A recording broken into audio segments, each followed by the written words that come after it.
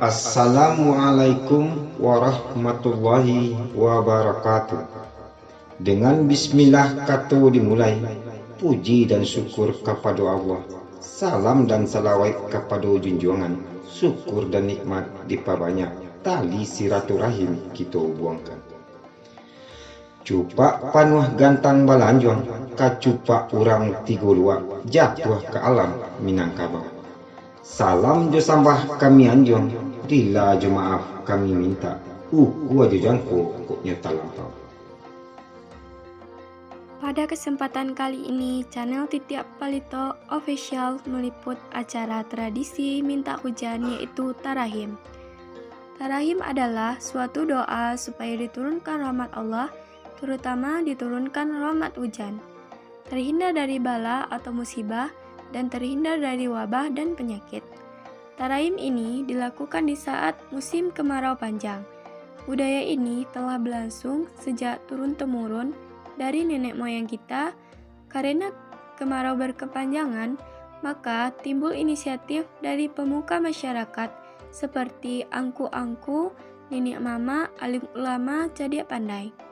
Tradisi Tarahim ini dilakukan pada malam hari dan dilakukan secara berarak keliling kampung oleh warga setempat yang dipimpin oleh seorang pimpinan.